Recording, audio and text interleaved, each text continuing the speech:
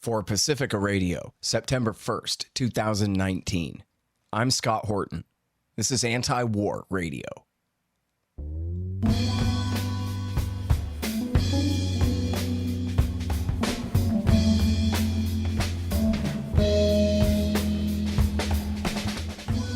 All right, you guys, welcome to the show. It is Anti-War Radio. I'm your host, Scott Horton. I'm the author of the book Fool's Errand: Time to End the War in Afghanistan, and I'm the editorial director of antiwar.com. You can find my full interview archive at scotthorton.org. More than 5,000 interviews for you now, going back to 2003. All right, you guys, introducing John Kiriakou. He is the only CIA officer to go to prison over the Bush-era torture scandal. Of course, for confirming the names of a couple of CIA officers involved in it, not for torturing anybody. He would have gotten out of jail free for that. No problem. Anyway, here he is writing at consortiumnews.com, and the article is called In Search of a Russiagate Scalp, The Entrapment of Maria Butina. Welcome back to the show. How you doing, John? Thanks. Good to be with you. Very good to have you here. Yeah, a Russiagate scalp. That's a good way to put it. Maria Butina, she looks a lot like Anna Chapman. So you're trying to tell me that she's not a Russian spy after all? What's the deal? Imagine that. And, you know, the mainstream media, CNN, MSNBC, even Fox, when they refer to her, they always refer to her as either Russian spy or convicted Russian spy, Maria Butina. And that's just simply factually wrong. She's not a spy. She was never accused of being a spy. She was never charged with spying. She was charged and convicted of conspiring to fail to fill out a form. Literally. That was the crime.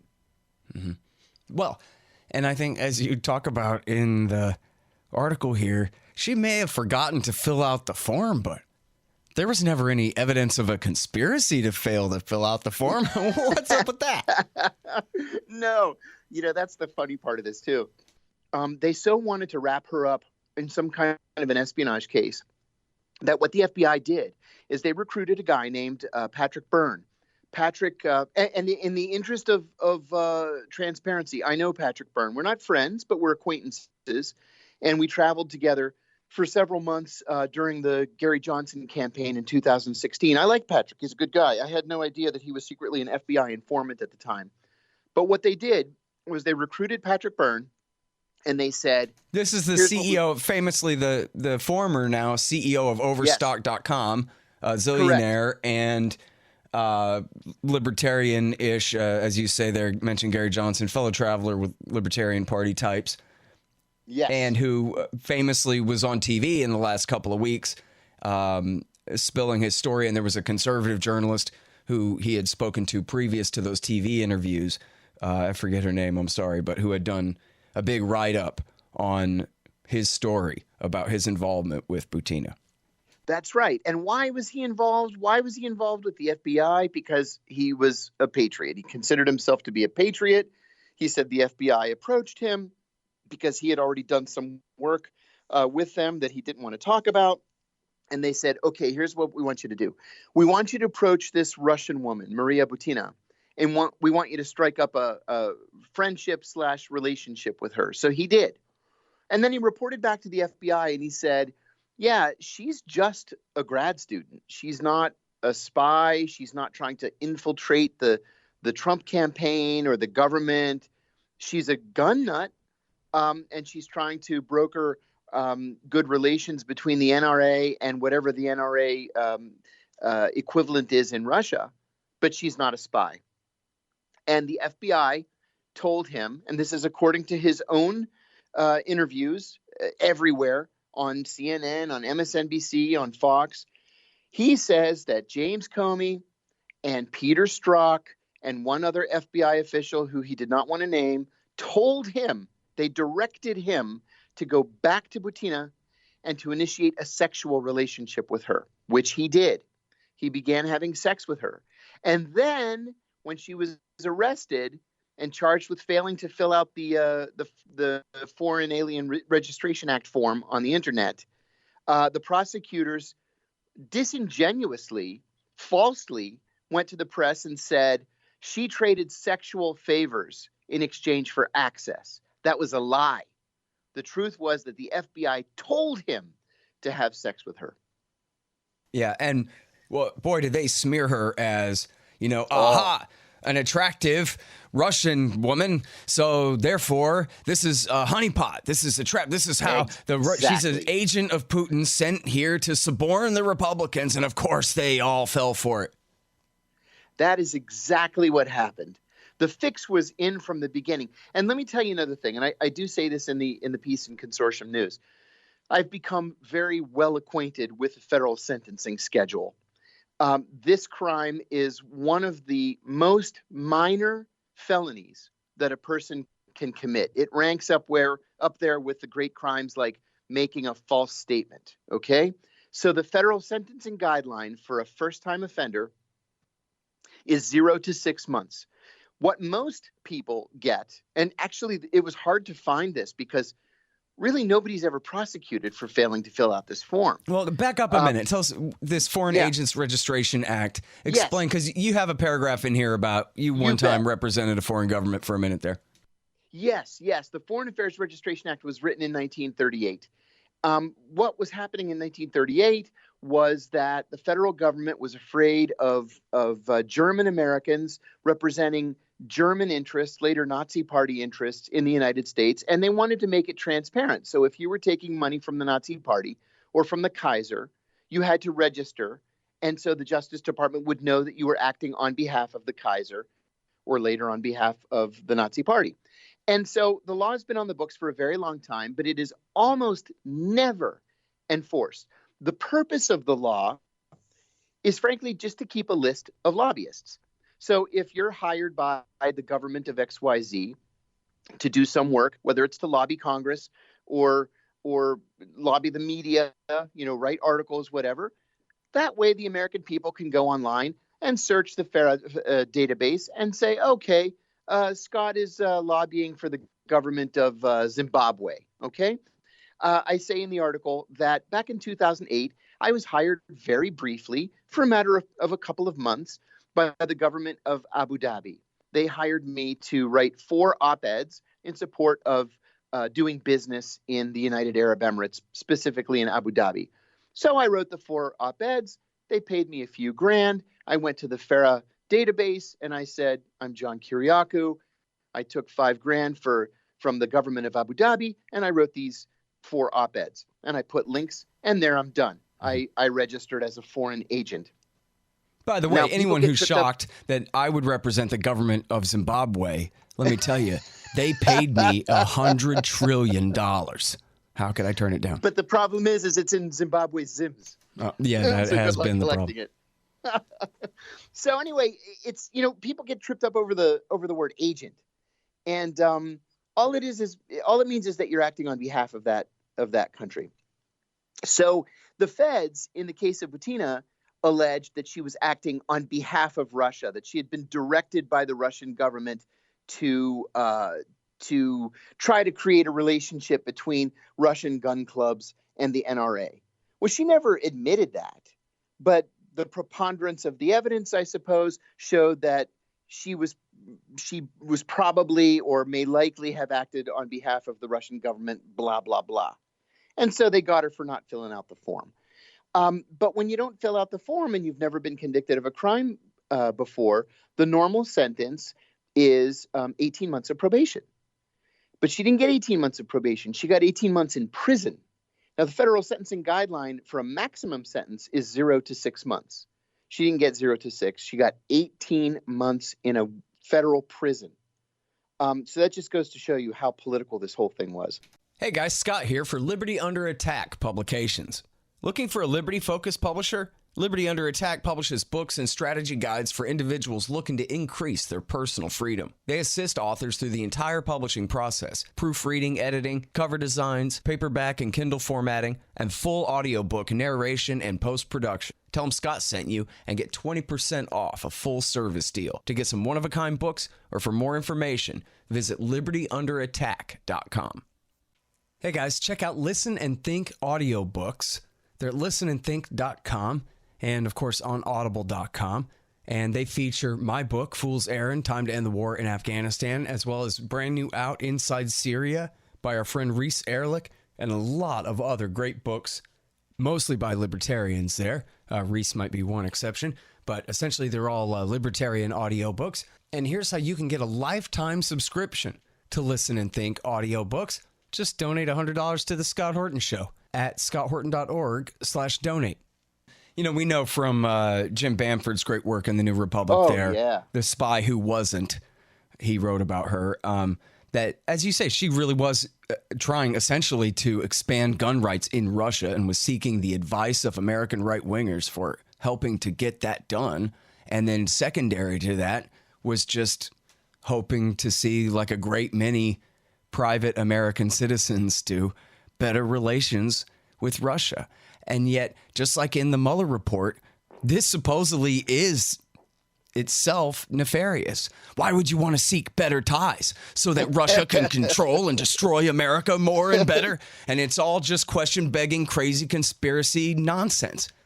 Where, in fact, what you have instead is American patriots who recognize that the Soviet Union hasn't existed for quite some time now, and that maybe we can figure out a way to, as the president says, get along with Russia. How crazy is it, right? Or how crazy do our leaders have to be to want to use diplomacy to improve relations with our adversaries? That's virtually treasonous if you listen to the Democratic National Committee these days. You know, I used to complain about the George W. Bush administration all the time. I was still at the CIA during the George W. Bush administration, and I used to say that I had never seen an administration work so hard to not talk to our adversaries. Well, there's been this weird role reversal now, where anytime the administration, the current administration, wants to talk to an adversary, rather than to send troops or carrier battle groups, the Democrats jump up and down. Like, we can't have diplomacy with North Korea. We can't have diplomacy with Russia or China. That's treasonous. Right. No, that's diplomacy. I mean, and this isn't even the Bush doctrine. This is the Cheney doctrine. That would be, distinguishing and granting authority and stature and credibility to these terrible people were we to even share a room with them at any time. So we'll just have to wait till the war comes. Yeah, that's it. That's it. And what's happening is we're becoming compartmentalized and divided even more than we have in the past. And we're getting to the point where we just don't trust anything we hear or see. Yeah, but, it should, and that much is fair. I mean, they lie to us so much, but default then should be still, regardless of which party we're talking about, should always be against war and for diplomacy. And the fact that anyone could let partisanship blind them to a truth like that. Donald Trump crosses the DMZ and people complain about that. Yeah, I mean, there should be nothing but 100% unanimity by 320 million Americans that that's the best thing he's ever done in his entire stinking life. It's bizarro world where everything is opposite, like in the Superman comics. We want the president to go to the DMZ. We want the president to negotiate with the leaders of countries with which we don't get along. We want there to be new arms agreements that limit the production, the manufacturing of these dangerous weapons. That's exactly what all Americans should be agreeing on. That shouldn't be a partisan, meme that ends up popping up on Facebook. Yeah. All right. Now, so back to Maria Butina here. And the way you talk about it, shadow of a doubt, forget about it. She was never an agent of the Russian state sent here to do anything other than what was obviously above board. But two things there. First of all, didn't she have this powerful Russian patron who was a former central banker type guy, wink, wink, former? And so isn't that relevant? And does that have something to do really with the possibly actual, a more real role that she was playing sort of behind the scenes in a way? Or you're certain that that's Scott, just a red herring?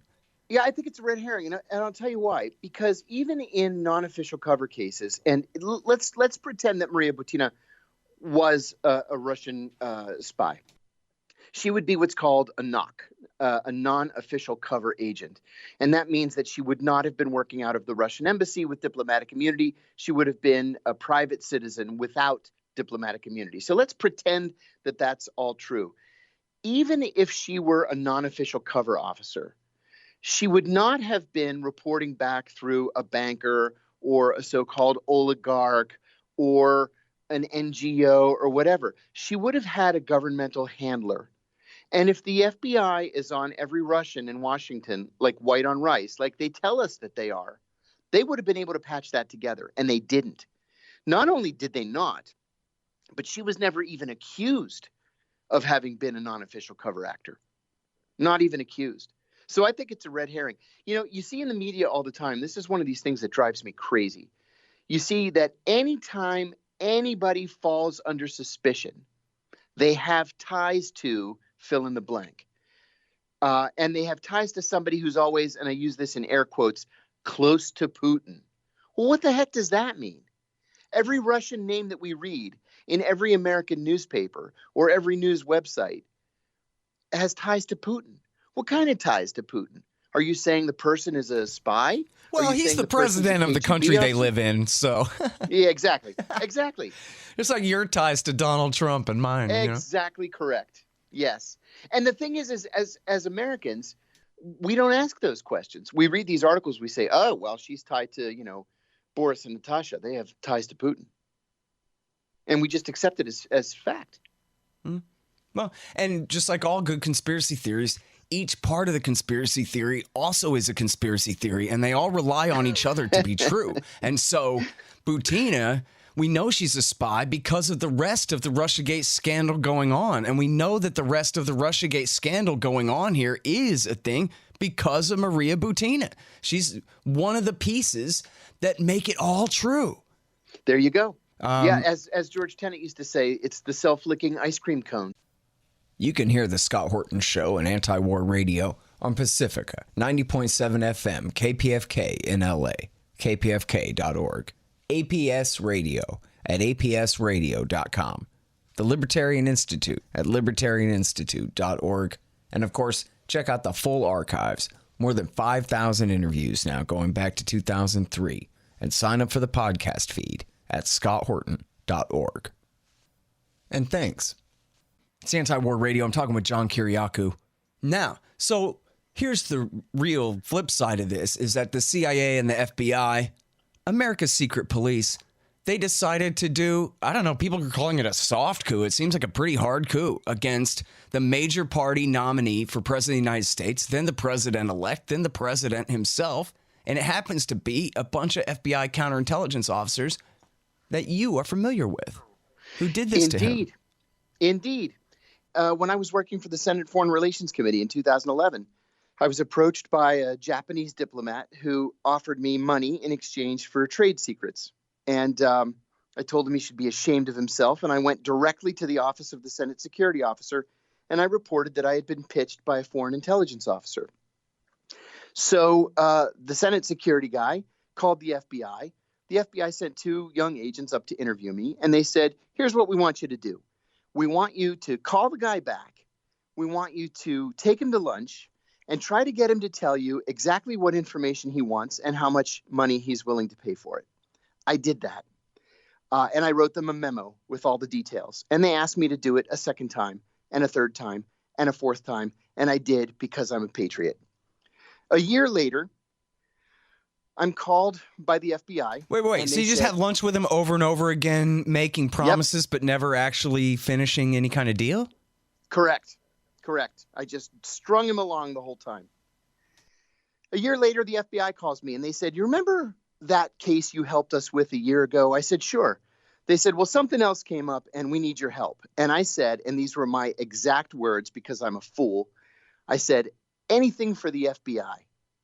I went down to FBI Washington field office headquarters, and I'm met by 2 FBI agents. We went over this Japanese case, and then they started asking me other questions. It was an hour plus into the interview before I realized that they're investigating me. And I said, wait a minute.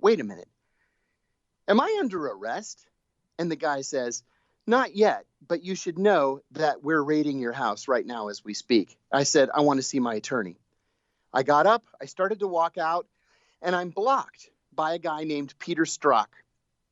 And Peter Strzok says to the two FBI agents, tell me he implicated himself. And one of them says, not really, no. And I said again, am I under arrest? Strzok says, not today. And I walked out. Peter Strzok arrested me the following Monday. That was a Thursday. He arrested me on Monday. Now, the FBI likes to make its arrests on Thursdays because federal prisoners are not arraigned in Washington on Fridays. So you spend Thursday night, Friday night, Saturday night, and Sunday night in the D.C. jail, getting the daylights beaten out of you. And then finally you're arraigned on Monday morning. Well, after that arrest, we got discovery. And in discovery, we learned that there never was any Japanese diplomat. He was an FBI agent undercover trying to get me to commit espionage because they had no espionage case against me. And they had already made a political decision that they wanted to charge me with espionage.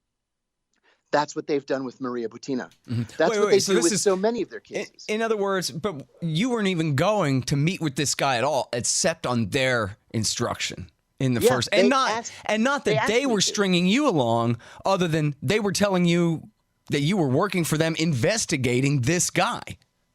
Correct. I only did it because they asked me to do it. And it was so, Peter in other words, Strzok this isn't like if you take the parallel with like one of these, fake terrorism case entrapments, they entrap the guy into agreeing to break the law and do something wrong. I don't know of any where they entrap the guy by making him think that he's acting as an undercover agent for them, helping enforce the law against another guy who also is working for the government. No, not at all. This is real entrapment. Oh, this was real entrapment. What they wanted me to do was to lie in the memos that I was writing them and say, yeah, you know what, in this meeting, he didn't offer me any money, when in fact he had offered me $5,000, $10,000, and they wanted me to put it in my pocket so they could arrest me for espionage and for actually taking the money. But I didn't. I kept reporting back every detail of those meetings right back to the FBI. And then there's a memo I found from one of the FBI agents to Peter Strzok. We got this in discovery. And the FBI agent says, we should probably end this operation. He's obviously not going to take the bait. And then they shut it down. And you have that in writing. Oh, yeah. Uh-huh. This Japanese diplomat told me in our last lunch that he had been promoted. He got his dream job, and he was going to become the number 2 in the Japanese embassy in Cairo. I congratulated him. I shook his hand, and I never saw him again. Amazing. So, well, go back then to 2016 and I guess your view of his role with Jim Comey and, for that matter, with John Brennan in getting this whole Russiagate hoax going in the first place. Oh, you bet. So you remember back in 2017, the debate was there spying against the Trump campaign? And Peter Strzok et al. Maintained that there wasn't spying. There were inquiries because there were allegations that there was some kind of a connection between the Trump campaign and Russia. That's nonsense.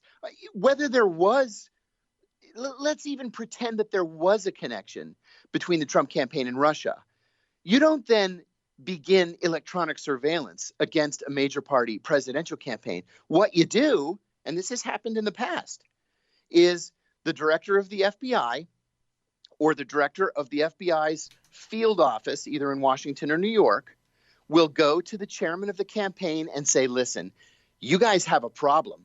There's somebody in your campaign who's talking to a foreign government. That's what normally happens.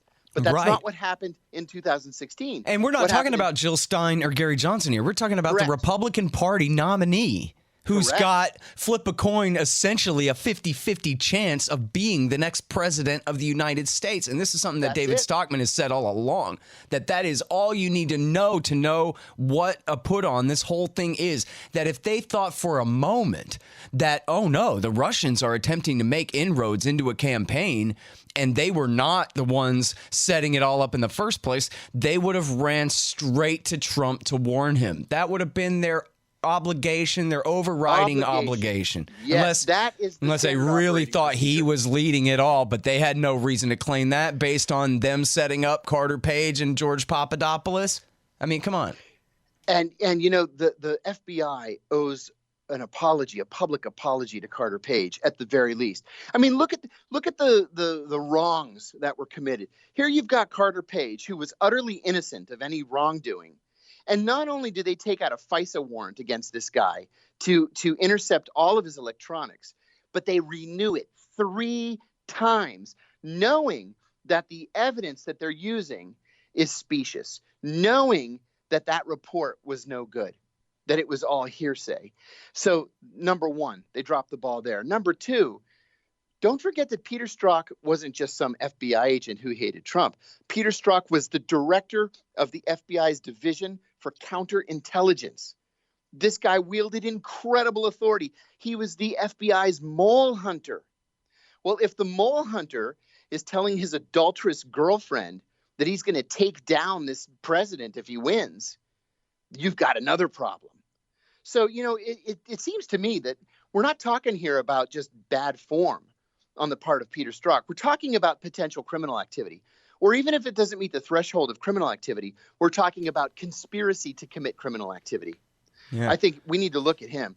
Yeah. So let's get back to her now. So Bob Mueller did not prosecute her. Someone must have brought him this case, and he said, nah, I don't, or whoever was running his so-called investigation over there said, yeah, no, I don't think we're going to go with this. This is, you know, too low to even, I mean, these are the same people who prosecuted Mike Flynn, but they didn't go for this, and they let some other loser attorney at the DOJ do it instead. It still made a great talking point on TV, though. Oh, yes. Yeah. Well, you know, this is the sad truth. That is that the fix is in.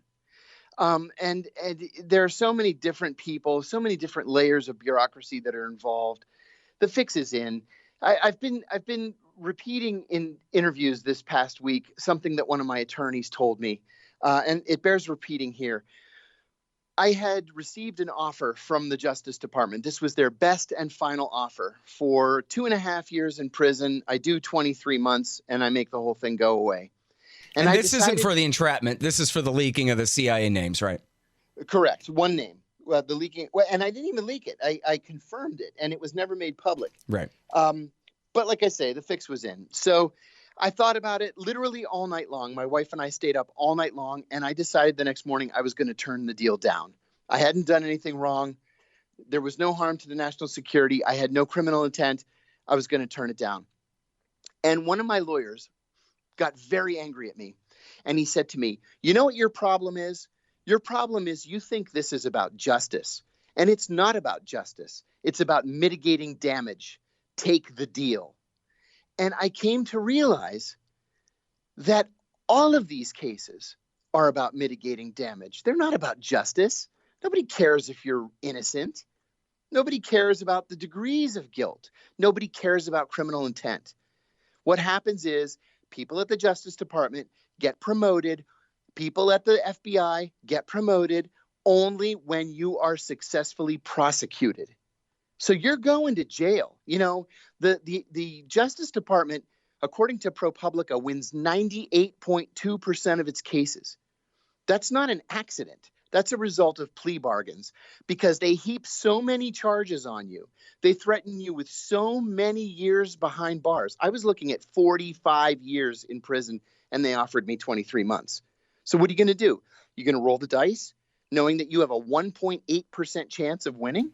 Or are you just going to take the deal and make the thing go away? Yeah. It's no accident that most of these cases are heard in the Eastern District of Virginia, which is in Alexandria. That's the home of the CIA. It's the home of the Pentagon. Yeah. I hired O.J. Simpson's jury consultant, and he flew up from Dallas, and he said, look, if we were in any other district in America, I'd say let's go for it. We're going to win this thing. But the Eastern District of Virginia, he said, your jury is going to be made up of people from the CIA, the FBI, Department of Homeland Security, Department of Defense, intelligence community contractors. You don't have a prayer. He told me, take the deal.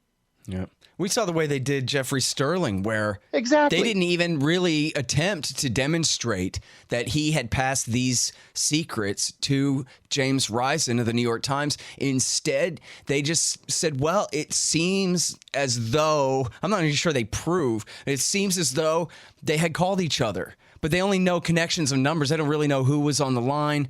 They don't, and they had no more information than that, other than on sometimes it seems as though they may have talked on the phone, and that was enough to get a conviction beyond a reasonable doubt. So yeah, they called it prosecution by metadata. Yeah, that's all they had was the metadata. And in fact, in the Sterling case, at the same time, Sterling had filed a racial discrimination lawsuit against the CIA that Risen was covering for the New York Times. Right. So of course they were talking. So in other words, they had a perfectly plausible explanation for why they were on the phone other than passing secrets. Yes, Yep. Exactly. Yep. Exactly.